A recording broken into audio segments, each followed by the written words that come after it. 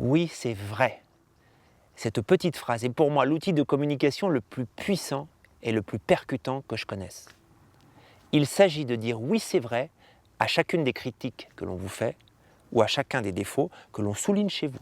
Et cela, sans vous justifier, sans revendiquer et sans vous victimiser, mais simplement en donnant du sens à ce que l'autre dit, afin qu'il se sente écouté, entendu, accueilli et compris.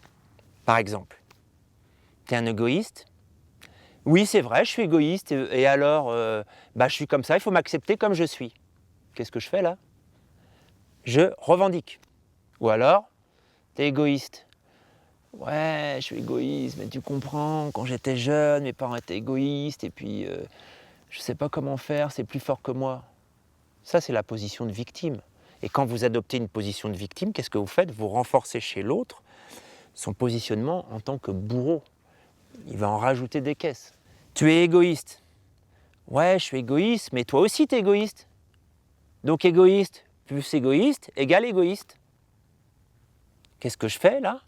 Je me justifie. Quelque part, ce oui c'est vrai, c'est un oui c'est vrai, mais. Et c'est le mais qu'on retient. Donc ça donne une résistance, une opposition, et l'opposition donne de la force à votre interlocuteur. Ça renforce ses croyances, ses idées, ses convictions. Alors quelle position adopter? Comment donner du sens? La frontière est mince parce que lorsqu'on accueille pleinement, ça peut ressembler à de la justification. C'est vraiment la posture intérieure qui va donner le change. Jean-Marie, tu es un égoïste. Oui, c'est vrai, je suis égoïste. J'ai tendance à répondre d'abord à mes besoins avant de répondre aux besoins des autres. Je te remercie de me le dire parce que ça va me permettre d'avancer, de progresser et de me remettre en question. Qu'est-ce que ça donne chez l'autre quand je dis ça? Il y a un support, il vient chercher le support, je l'enlève.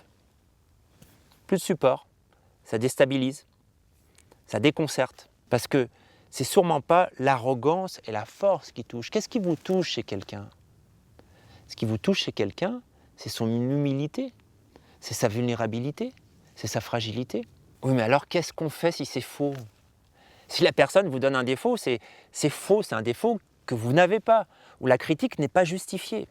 Mes amis, tout ce qu'on vous dit, c'est totalement vrai. Pourquoi? Parce qu'en ce qui concerne les défauts, on possède tous en nous tous les défauts, même si c'est dans une infime proportion.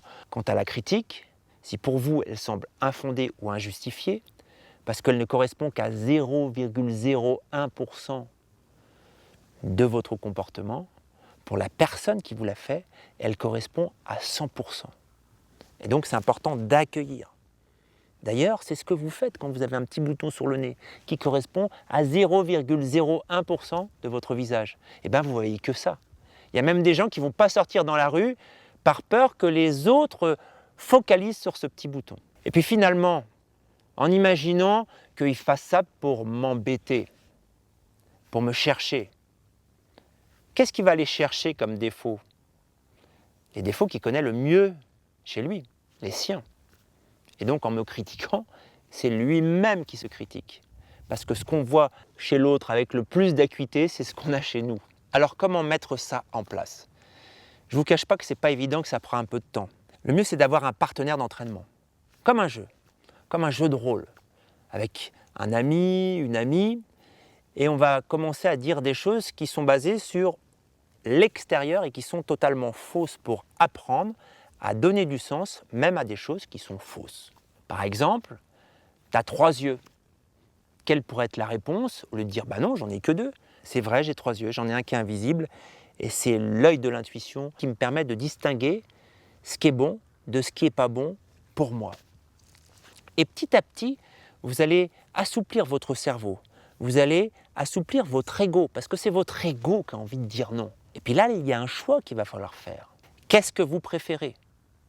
Avoir raison ou rentrer en relation avec l'autre? Dernière chose, le oui c'est vrai, pour le couple, est un outil magique. C'est la clé du coffre. Ça va permettre de vider les dossiers et de remettre les compteurs à zéro. On se donne rendez-vous, et puis chacun à son tour, on va dire tout ce qui nous a gênés dans la semaine ou dans le mois qui vient de s'écouler. Et pour chaque critique, chaque mauvais comportement, chaque défaut, l'autre va dire « oui, c'est vrai » et donner du sens. Et après, on change. Et à la fin, on fait la même chose avec quelques qualités, avec des comportements positifs que vous avez remarqués chez l'autre. Et vous allez vous rendre compte que dire « oui, c'est vrai » sans vous justifier sur des points positifs, eh ben, c'est pas si évident que ça. Ce que je vous propose pour cette semaine, c'est chaque jour dire un petit « oui, c'est vrai » avec sincérité, avec authenticité, en donnant du sens. Bon courage, j'ai vraiment confiance en vous.